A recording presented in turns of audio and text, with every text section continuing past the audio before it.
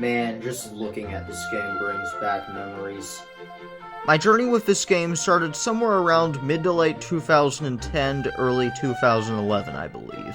My friend Harrison, who some of you might know as Legit Charge, had just had his Nintendo Wii system break.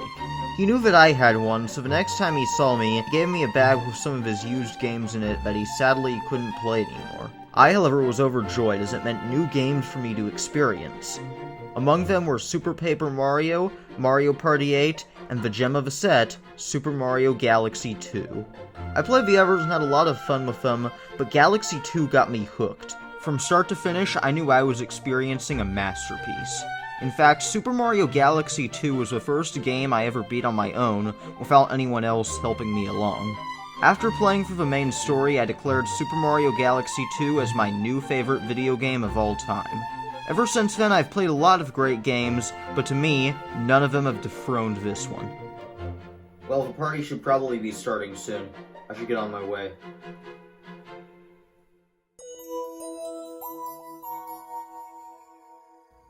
Hello? Anyone home? Maybe the Japan headquarters?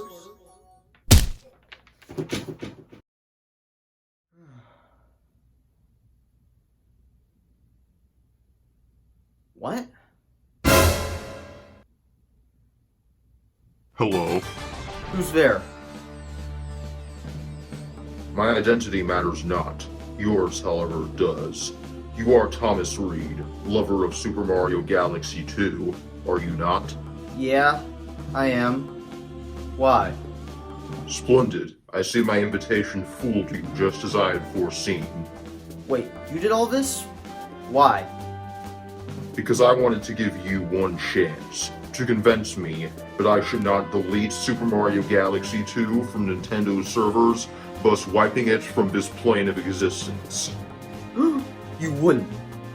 Oh, but I would. Start talking. Tell me why you love Galaxy 2 so much. Super Mario Galaxy 2's greatest strength lies in its absolutely fantastic level design. It takes the groundwork of its predecessor and amplifies it to the max, with fast-paced linear levels. Everything feels autonomous, perfectly crafted for Mario's moveset and objects around him, and it feels blissful.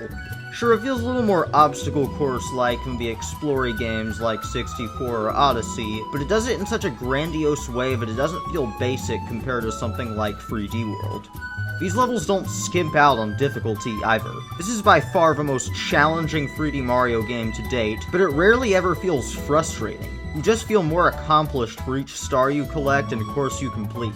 Accompanying these levels are a ton of new ideas as well, including new power-ups like the Cloud Flower, which lets you create clouds in midair. This might be one of the best Mario power-ups to date, as it makes you want to use it, rather than forcing you to like some others do, such as the Rock Mushroom. This allows you to become Rock Mario and roll over objects. While it's definitely a power-up designed for specific areas, these levels are fun and it feels so satisfying to smush everything in your path. The biggest new power-up addition, however, is the return of Yoshi.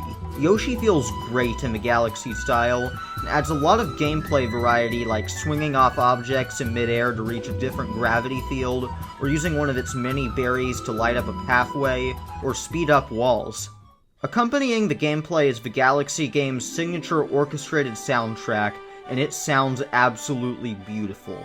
Each piece feels awe-inspiring and/or grand, and makes jumping your way through each galaxy feel even more wonderful. My favorite piece has got to be the staff roll that plays as you get to jump around and collect some star bits during the credits. It makes you feel proud that you just completed such a thrilling and epic quest simply by amplifying the emotional beats in the game's main theme. And that is why I believe that this is the greatest game Nintendo has ever made. There, does that convince you? Not quite. You're ignoring one big elephant in the room.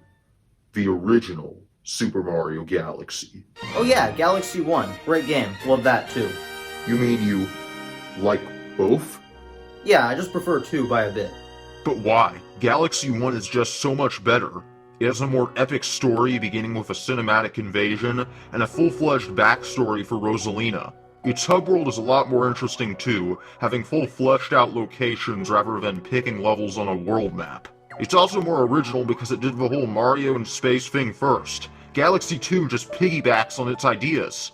Yeah, true, you do have some good points. So you agree with me then? On those things, yeah. Galaxy 1 does have a more cinematic, epic atmosphere and story. However, I still just prefer Galaxy 2.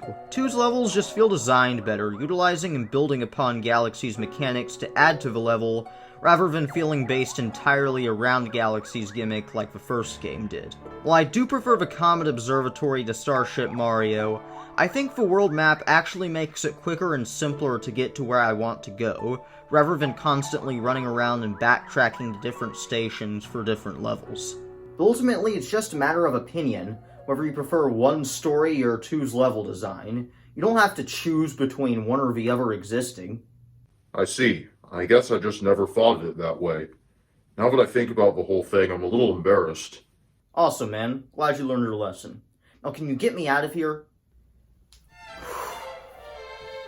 Man, I never thought the 10th anniversary of Super Mario Galaxy 2 would be so crazy. Thinking back, it's insane how one trip to Disney World for my 5th birthday led me to eventually discover my favorite game of all time, and then one day save it. Well, all that goes to say is, happy 10th birthday, Super Mario Galaxy 2. Thank you for being my favorite game ever made.